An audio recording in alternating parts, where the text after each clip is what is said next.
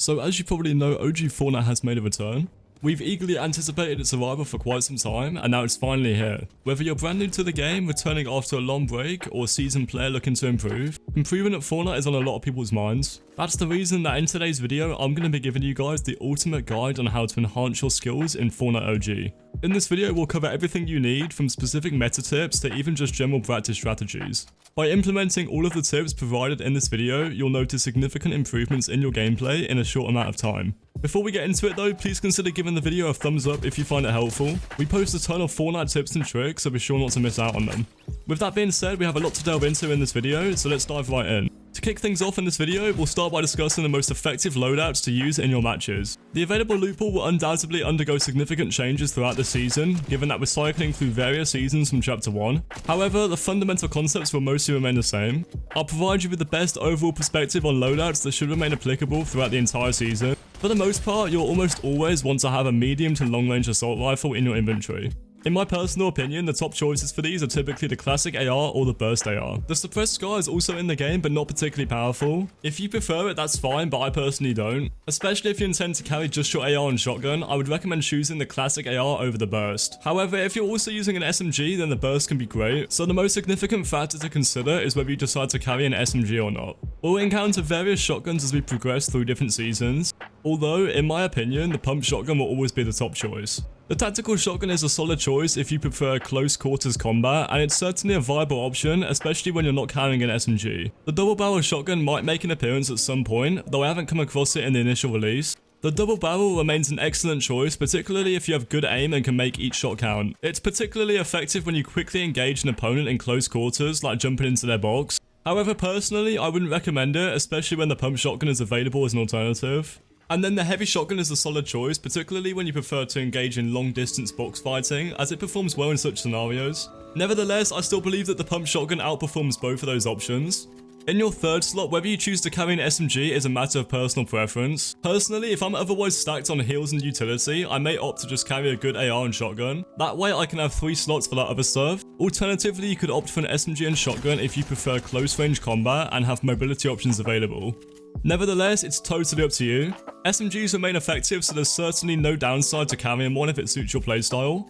Ultimately, the decision will boil down to your personal preference. In your last 2 or 3 slots, you have the flexibility to choose whatever items you prefer. You can include a sniper rifle, which, as in the past, remains a powerful choice in Chapter 1. You also have the option to carry various explosives like grenades, clingers, C4, rocket launchers, or grenade launchers in those slots. Alternatively, you can fill those slots with other utilities such as rifts, porta fortresses, and so on. Keep in mind that launch pads are also available this season, adding another utility option to consider. This means you're in a good position if you have a couple of launch pads, which can free up extra slots for healing or any other items you wish to carry.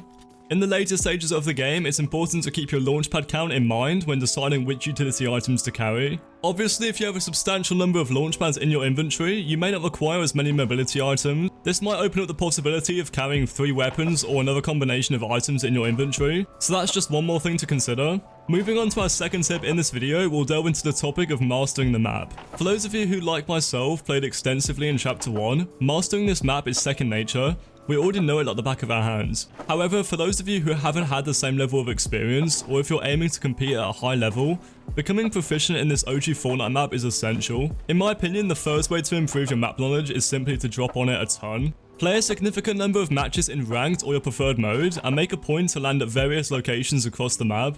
After you've become reasonably familiar with most of the map, it's a good idea to select a few specific locations, or even just one, to designate as your primary landing spot. Land at your chosen spot consistently, become well acquainted with its details, establish a loot route, and this approach should significantly improve your early game performance. This practice will not only make it easier for you to perform well in tournaments, but also help you climb the ranks in competitive modes, or whatever else you're trying to achieve. Even beyond the early game, having a solid grasp of the terrain and layout of each area on the map is crucial for your performance in the later stages of the match. For instance, if you find yourself in a tough situation, needing extra loot or planning mid and end game rotations, your map knowledge becomes very useful. Even for the seasoned Fortnite OGs, this tip remains applicable and can be used to further refine your map knowledge. After you've had your share of nostalgic moments landing at your favourite spots, it's essential to shift your focus to ranking up, performing well in tournaments, or pursuing other competitive goals. At that point, you can fine-tune your approach, create an efficient loot route, and master your chosen landing spot, which will significantly enhance your performance. While focusing on improvement, it's essential not to forget to have fun and also appreciate the new changes to the map as well. However, it's equally crucial to approach it with a strategic mindset and make sure you're following the right approach. Moving on to our third tip in this video, let's discuss the importance of choosing the right game modes to play. One of the most significant factors influencing your improvement in this game is the practice you engage in and the way you approach playing the game. Naturally, it's important to have fun and enjoy the new season by playing pubs. However, when it comes to serious improvement, which is the primary focus for many of us, there are specific considerations.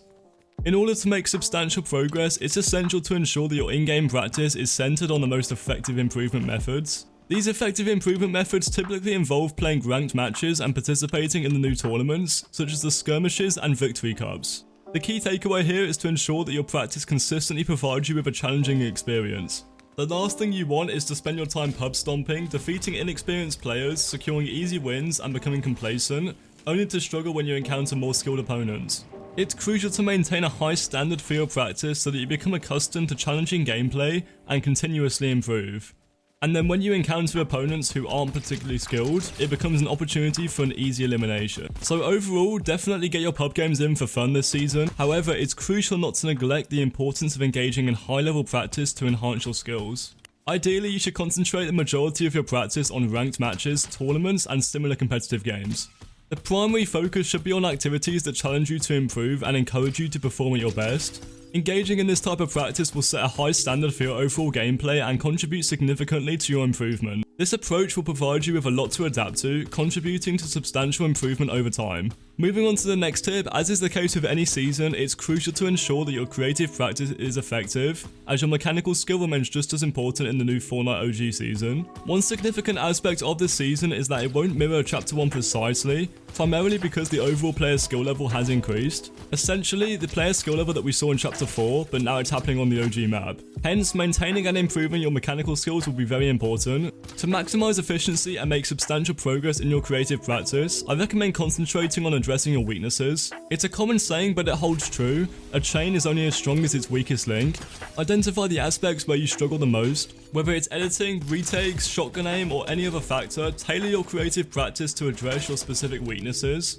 Obviously, there are numerous aspects to consider when identifying your weaknesses. Identify your major weaknesses by determining what causes you the most difficulty or what you frequently die to in matches. Direct a significant portion of your creative practice towards improving those specific aspects. Another crucial aspect is to leverage creative fighting practices such as realistic 1v1s, box fights, build fights, and more. I recommend these mainly because they offer numerous engagements in a short period, allowing you to practice and refine your skills efficiently. If you play an hour of ranked, you might be fortunate to encounter 15 or 20 meaningful fights. In creative, you could potentially engage in 60, 80, or even 100 fights in an hour, depending on the specific mode or practice scenario. I want to emphasize that while creative practice is valuable, it shouldn't be your primary form of practice, nor should it be the sole focus of your training. However, it can serve as an excellent supplement to your regular games, aiding in the improvement of your mechanics, fighting sense, and other aspects of your gameplay significantly. Finally, my last tip for rapid improvement in this Fortnite OG season is to dedicate a substantial amount of time to VOD reviewing.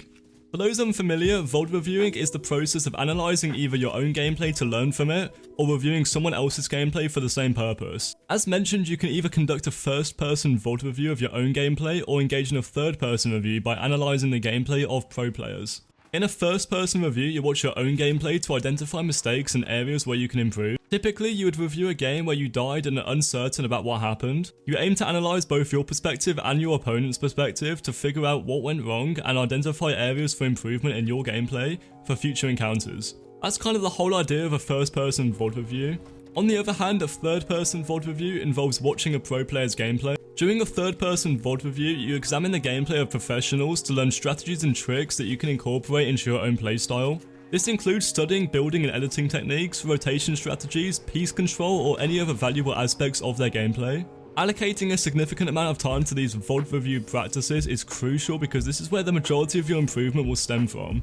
Especially when it comes to enhancing your game sense, VOD reviews play a pivotal role in your overall improvement. By engaging in VOD reviews, you can thoroughly analyze the events in your game, gaining a deeper understanding and enhancing your ability to think critically about your gameplay. Consistently incorporating VOD reviews into your routine will make a substantial difference in your gameplay. Overall, if you find yourself dying in situations where you're uncertain about what went wrong, or if you're eager to pinpoint areas of struggle and discover new techniques and tricks for your gameplay, then make sure to dedicate time to VOD reviewing. I can assure you it's incredibly valuable and worth the effort. With all that said, that concludes today's video on how to enhance your skills in the new Fortnite OG season. Overall, I hope this video was helpful and provided you with a valuable insight on what you can do this season to rapidly improve your skills. If you found this video helpful, please don't forget to give it a thumbs up. Finally, feel free to let me know in the comments what kind of videos you guys would like to see next. Certainly, with the entire month of this season ahead, we plan to create more tips, so please let us know your preferences and we'll make it happen.